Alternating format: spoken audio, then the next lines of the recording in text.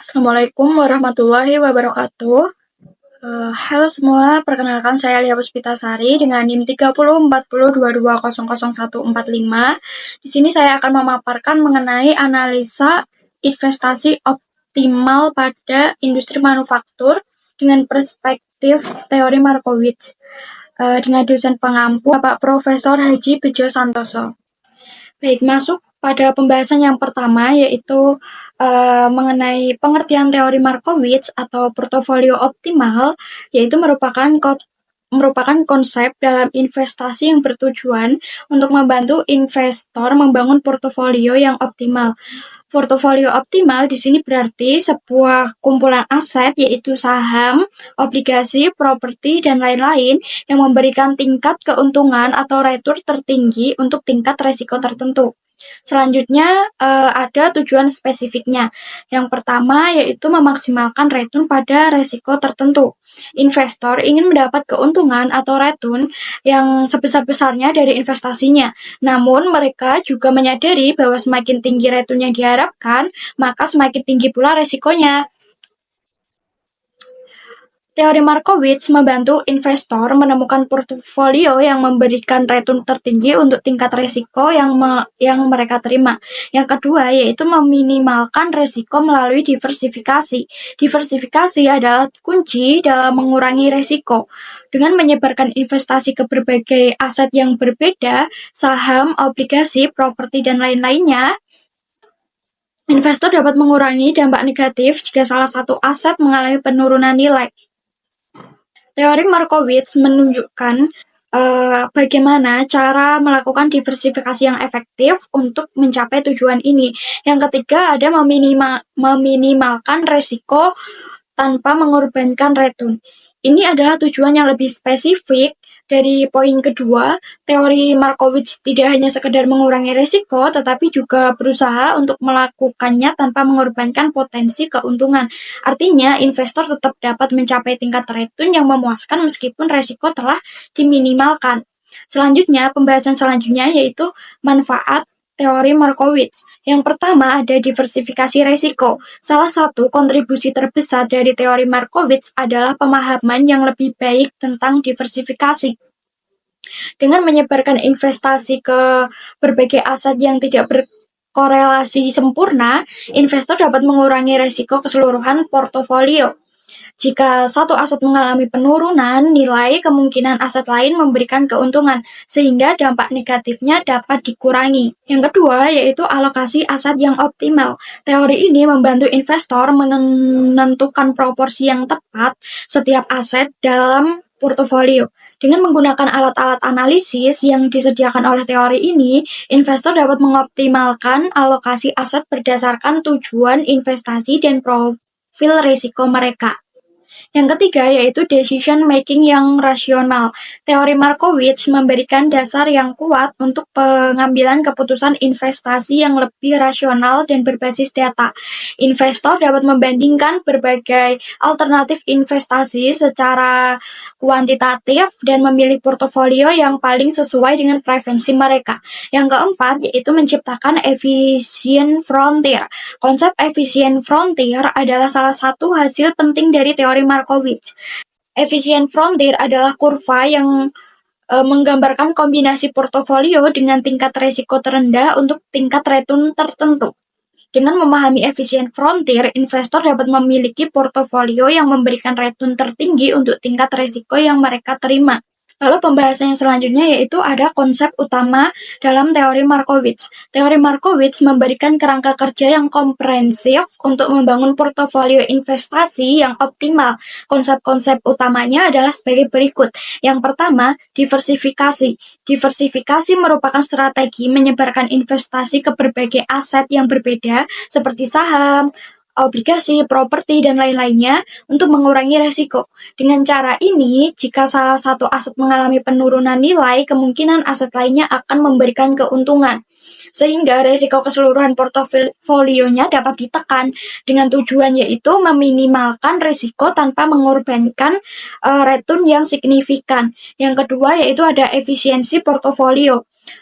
Portofolio efisien adalah portofolio yang memberikan return tinggi untuk tingkat risk tertentu, atau sebaliknya, resiko terendah untuk tingkat return tertentu. Portofolio efisien terletak pada kurva efisien, dengan tujuan untuk memilih portofolio yang memberikan kombinasi terbaik antara resiko dan return. Yang ketiga, ada rasio risiko dan pengembalian.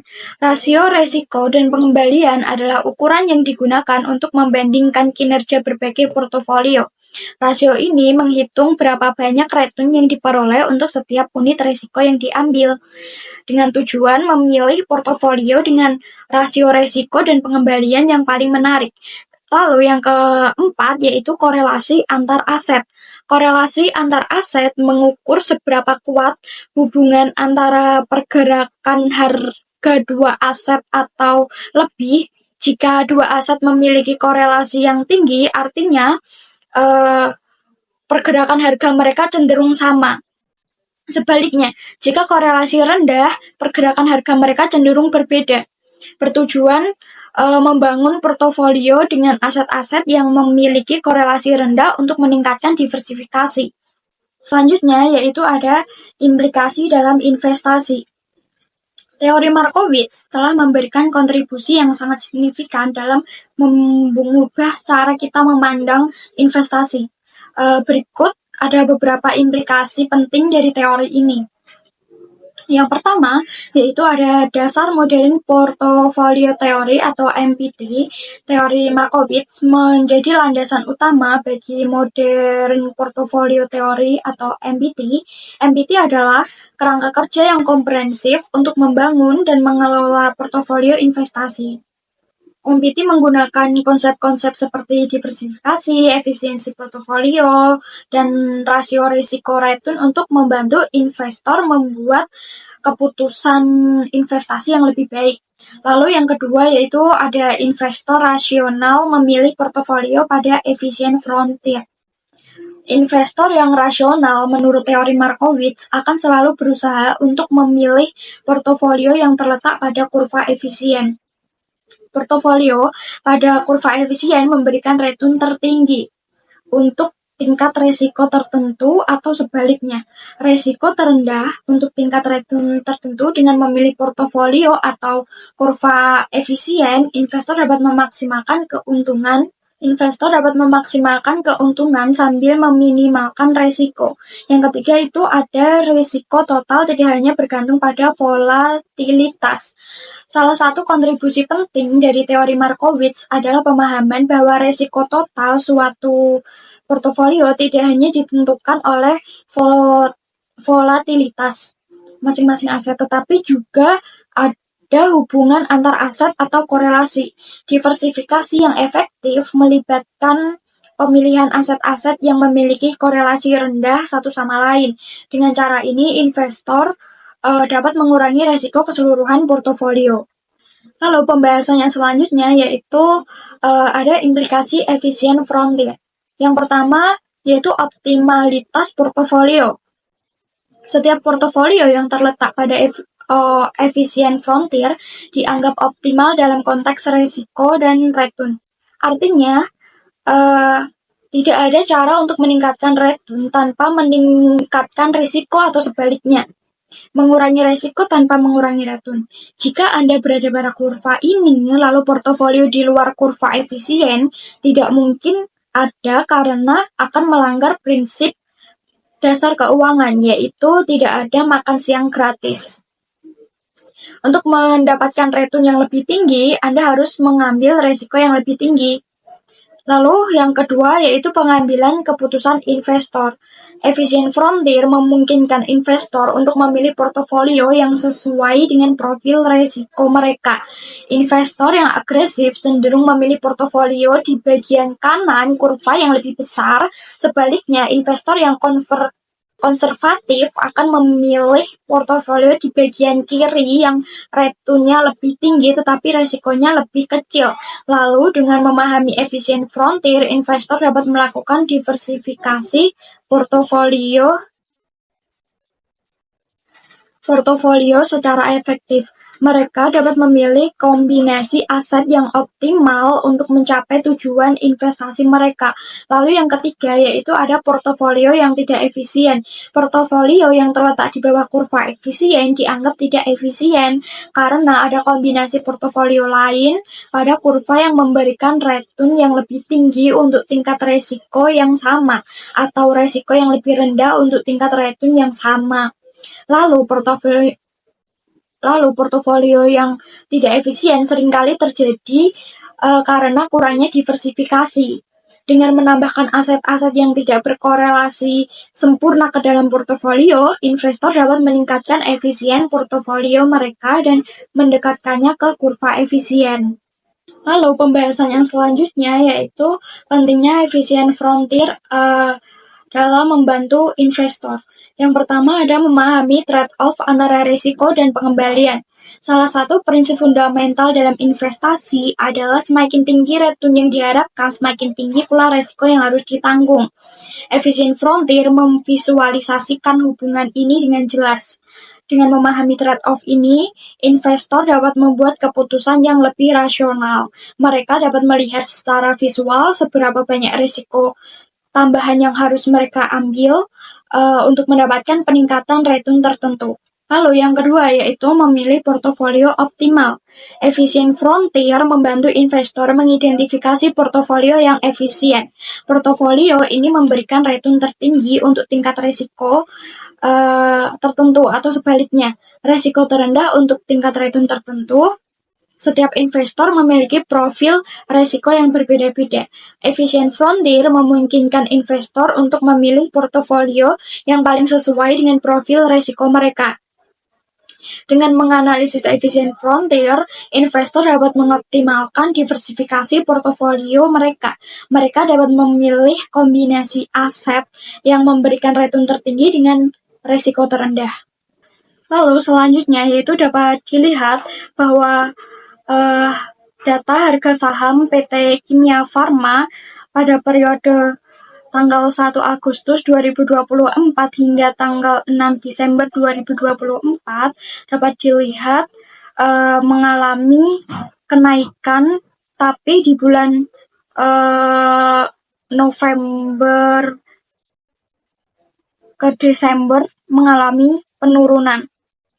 Lalu dapat dilihat data harga saham PT Astra International dari periode tanggal 1 Agustus 2024 hingga tanggal 5 Desember 2024 dapat dilihat bahwa harga saham tersebut cenderung stabil, yaitu di angka 4.000 sekian hingga 5.000 sekian. Nah, selanjutnya ada data harga saham pada PT Indofood Sukses Makmur pada tanggal 1 Agustus 2024 sampai 6 Desember 2024 juga. Dapat dilihat bahwa di sini juga mengalami stabilitas harga, yaitu di antara angka 6.000 sekian hingga 7.000 sekian, yang kenaikan ataupun penurunan harganya tuh cenderung stabil. Lalu selanjutnya ada data harga saham PT Mayora Indah pada periode 1 Agustus 2024 hingga 6 Desember 2024 dapat dilihat pada awal-awal Agustus tersebut tuh data saham mengalami penurunan, lalu mengalami kenaikan lagi, dan di bulan terakhir Desember ini bisa dilihat termasuknya mengalami kenaikan yang lumayan. Lalu yang selanjutnya itu ada data harga saham PT Unilever pada periode 1 Agustus 2024 hingga 6 Desember 2024. Nah, yang selanjutnya dapat dilihat yaitu setelah melihat data harga saham pada industri manufaktur tadi, ditemukanlah rekap hasil return dan risk yang antara saham industri manufaktur. Yang pertama itu ada PT Kimia Farma dengan return 9,24 dengan risk atau resiko 9,68. Yang kedua ada PT Astra International dengan return 1,31 dengan risiko 2,02. Lalu yang ketiga ada PT Indofood Sukses Makmur dengan return 1,59 dan risiko 12,35. Yang keempat ada PT Mayora Indah dengan return min 0,03 dengan risiko 1,86. Dan yang terakhir ada PT Unilever dengan return 1,58 dengan resiko yang cukup tinggi yaitu 15,51. Yang selanjutnya yaitu ada perhitungan Sharpe ratio, dapat dilihat pada tabel Sharpe rasionya seperti apa, dan rumus Sharpe rasio sendiri yaitu RP dikurangi RF dibagi standar deviasi atau resiko aset. Yang dimana di sini contohnya pada PT Kimia Farma yaitu returnnya 9,24 dikurangi 4 itu dari return bebas resiko atau return obligasi pemerintah dibagi 9,68. 96,8 itu resiko dari PT Kimia Farma, kemudian hasilnya yaitu 0,54. Begitu pula pada PT Astra International, returnnya yaitu 1,31 dikurangi 4 dibagi 2,02, hasilnya min 1,33. Lalu yang ketiga yaitu PT Indofood Sukses Makmur dengan return 1,59 dikurangi 4 dibagi 12,35, hasilnya min 0,19. Yang keempat itu ada PT Mayora Indah dengan return min 0,03 dikurangi 4 dibagi 1,86 sebagai resikonya, yang kemudian hasilnya yaitu min 2,16. Yang terakhir ada PT Unilever dengan return 1,58 dikurangi 4 dibagi 15,51 sebagai resikonya, yang kemudian hasilnya yaitu min 0,16. Nah, dilihat dari penjelasan dan perhitungan Sharpe ratio tersebut, dapat disimpulkan bahwa urutan saham yang paling optimal atau yang paling recommended buat dijadikan investasi yaitu ada pada 1. Kimia Farma, yang kedua Unilever, yang ketiga Indofood, yang keempat Astra International, terus yang kelima Mayora. Selanjutnya yaitu dapat dilihat yaitu ada grafik risiko dan return hasil dari perhitungan tadi. Dapat dilihat skala tertinggi terletak pada PT Kimia Farma dengan skala 9,68, 9,24. Lalu ada PT Astra dengan skala 2,02 dan 1,31. Lalu ada juga dari Indofood dengan skala 12,35, 1,59, dan yang ada juga Unilever dengan skala 15,51, 1,58, dan yang terakhir itu ada Mayora dengan skala 1,86, min 0,03. Nah, Mayora ini terletak pada garis resiko sehingga dia tidak recommended buat dijadikan investasi atau kurang optimal. Nah, keterangan dari grafik tersebut dapat disimpulkan bahwa dengan return yang hampir sama dan resiko yang lebih tinggi, maka Unilever didominasi oleh Indofood. Lalu titik saham yang berada di bawah garis merupakan saham yang tidak optimal, yaitu Mayora. Optimal di sini yaitu dianggapnya tidak recommended buat dijadikan investasi ke depannya. Nah, kesimpulan dari penjelasan atau pemaparan tadi dapat disimpulkan bahwa teori portofolio Markowitz adalah sebuah konsep dalam investasi yang bertujuan membantu investor membangun portofolio yang optimal. Teori ini menekankan pada pentingnya diversifikasi aset untuk mengurangi resiko dengan menggabungkan berbagai jenis aset seperti saham, obligasi, properti. Investor dapat menciptakan portofolio yang memberikan return yang maksimal dengan risiko yang minimal. Konsep kunci dalam teori ini sendiri adalah efficient frontier, yaitu garis yang menggambarkan kombinasi portofolio yang memberikan return tertinggi dengan tingkat risiko tertentu. Berdasarkan rekap return data dan risk pada 5 saham yang dilakukan, berikut urutan data saham yang paling optimal atau paling rekomendasi buat dijadikan investasi ke depannya. Yang pertama ada 1 saham PT Kimia Farma, yang kedua ada PT Unilever, yang ketiga ada PT Indofood, yang keempat ada PT Astra International, dan yang terakhir yaitu ada PT Mayora Indah. Nah, cukup itu pemaparan dan penjelasan dari saya. Apabila saya ada salah kata, saya mohon maaf. Wassalamualaikum warahmatullahi wabarakatuh.